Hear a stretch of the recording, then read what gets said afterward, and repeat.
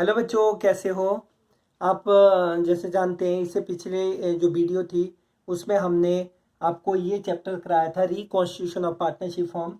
उसमें हमने change in profit sharing ratio among existing partners जो टॉपिक था वो कराया था। उसमें क्या होता है कि जो एग्जिस्टिंग पार्टनर्स में रेशो चेंज हो जाता है और उसकी वजह से जो है हमारी पार्टनरशिप डीड जो है चेंज हो जाती है। पर वो हमने रेशो क्यों चेंज करा? क्योंकि पहले इनइक्वालिटी थी, बहुत ज़्यादा डिफरेंसेस थे, मतलब प्रॉफिट शेयरिंग रेशो में। अब जो है हम रेशो इक्वल बांट रहे हैं तो उसमें बराबर बराबर हो रहा है। पर उसका जो है नियर फ्यूचर में तो हम चलो इक्वल बांटेंगे, ठीक है, पर उसका जो इफेक्ट है, पिछला जो पास्ट वाला जो गुडविल है, प्रॉफिट्स है, उस पे भी इफेक्ट पड़ेगा। तो उसी इफेक्ट को हमें दिखाने के लिए हमें आज का टॉपिक करना पड़ रहा है valuation of goodwill. First of all chapter third है ये, reconstitution of partnership form, valuation of goodwill. सबसे पहले हमें ये जानना है व्हाट इज द गुडविल। सबसे पहले हमें ये जानना है कि गुडविल क्या है। Okay, meaning of goodwill. Meaning,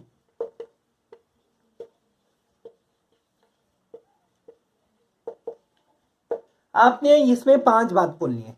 it is an intangible assets, we can not touch और seen, it is a very useful for business, it increases the profit of the business, therefore it is shown in balance sheet asset side under the heading of non current assets. Okay, बहुत आसान है इसका meaning बोलना कि ये एक intangible assets है, ना हम इसको छू सकते हैं ना देख सकते हैं, पर ये बिजनेस के लिए बहुत ही यूजफुल और वैल्यूबल है, क्योंकि इसके द्वारा जो है बिजनेस जो है अपना प्रॉफिट बढ़ा सकता है। और इसको जो है बैलेंस शीट में, बैलेंस शीट के एसेट साइड में under the heading of non current assets के में हेडिंग्स में इसको दिखाया जाता है, ठीक है। तो अभी जो है मीनिंग ऑफ गुडविल आपने देख लिया है। अब उसके बाद आता है आपका nature of goodwill. Okay, goodwill का नेचर जो होता है आपका, there are 3 nature for goodwill, dog goodwill, rat goodwill, cat goodwill. ये 3 नेचर्स का होता है। एक आपका जो डॉग गुडविल होता है, इसका मतलब जो कस्टमर्स होता है वो जैसे ओनर्स के लिए फेथफुल होता है, वैसे जो कई ऐसे कस्टमर जैसे डॉग होता है वो ओनर्स के लिए फेथफुल होता है, ऐसे जो कई कस्टमर होते हैं वो जो है ज़्यादा करके जो है उस शॉप के ओनर्स को ज़्यादा प्रेफर करते हैं, प्लेस को प्रेफर नहीं करते हैं और किसी और चीज़ को प्रेफर नहीं करते हैं, तो उसको बोलते हैं आपका डॉग गुडविल। एक होता है आपका कैट गुडविल। कैट गुडविल जो है प्लेस को प्रेफर करते हैं, ओनर से कोई वो नहीं होता है। जैसे कैट होती है जो वो प्लेस को प्रेफर करती है, घर मान लो ओनर घर छोड़ के भी चले गया तभी वो वहीं पर बनी रहेगी, वहीं पर आती रहेगी, उसको बोलते हैं कैट गुडविल। एक होता है रैट गुडविल। रैट गुडविल जो है जहाँ भी खाने को मिल जाए वहाँ पर वो अपना डेरा डाल देती है, ठीक है। तो रैट गुडविल में क्या होता है कि इस टाइप के कस्टमर जो होते हैं वो क्या करते हैं कि जहाँ पर डिस्काउंट ज़्यादा मिला वहाँ पर वो अपना सामान खरीदते हैं और वो उसका मतलब परचेजिंग करते हैं उसका जो है शॉपकीपर का। तो ये जो है नेचर ऑफ गुडविल है ना। अब हम करेंगे इसका factors affecting of value of goodwill है ना, ऑफ वैल्यू ऑफ गुडविल।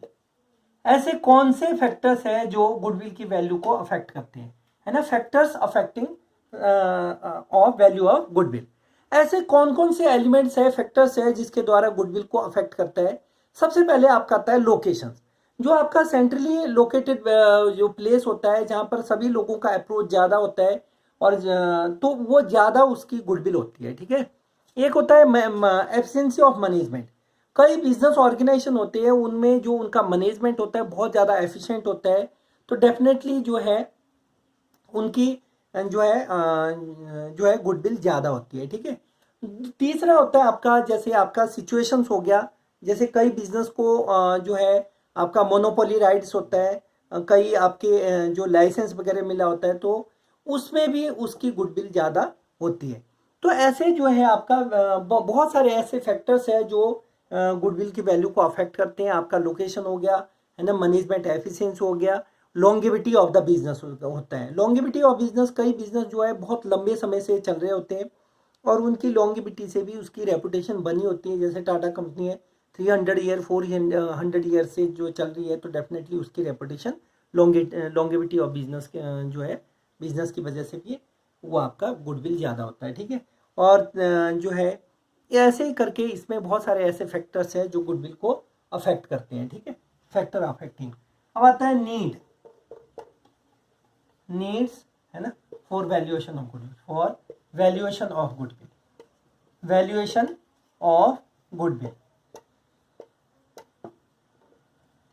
अब जो नीड्स है हमारा, जो वैल्यूएशन ऑफ गुडविल के लिए हमारी जो नीड्स है वो why we have to be जो है required to value the goodwill. सबसे पहला जो इसका नीड्स है, जो गुडविल का हम वैल्यू करते हैं वो होता है, पहला जो नीड्स है वो है कि यदि आपका प्रॉफिट जो है प्रॉफिट शेयरिंग रेशो चेंज हो जाता है एग्जिस्टिंग पार्टनर्स में, तो उसकी वजह से भी जो होता है आपका जो है गुडविल की वैल्यू करनी पड़ती है। दूसरा आपका आता है ना एडमिशन ऑफ पार्टनर्स, ओके। तीसरा आता है आपका retirement and death of partners, और चौथा आपका आता है आपका जो है यदि आपका अमलगमेट हो जाए, कोई बिजनेस ए बिजनेस बी बिजनेस के साथ अमलगमेट हो जाता है तभी भी जो है गुडविल की वैल्यू करनी पड़ती है, और सेल ऑफ द बिजनेस, और यदि बिजनेस ही को बेच रहे हैं तो उस टाइम पे हमें गुडविल की वैल्यू करनी पड़ती है। तो इसमें जो है 7 जो है आपके नीड्स है गुडविल की वैल्यू करने के। पहला जो है आपका change in profit sharing ratio among the existing partners, दूसरा admission of partners, retirement of partners, death of partners, amalgamations of the business 2 forms, और चौथा है सातवां है आपका सेल ऑफ बिजनेस। तो ये था आपका needs for valuation of goodwill, वहां से हो जाएगा ना, ओके। तो नेक्स्ट है आपका need for valuation of goodwill के बाद आता है आपका जो है अब आता है हमारे पास method for valuation of goodwill, method for valuation of goodwill, valuation of goodwill, ठीक है, method of valuation of goodwill. There are 3 method for valuation of goodwill. Goodwill को वैल्यू करने के 3 मेथड से आपके, सबसे पहला मेथड से आपका जो न्यूमेरिकली भी बहुत इंपॉर्टेंट है, average profit method, average profit method, average profit method.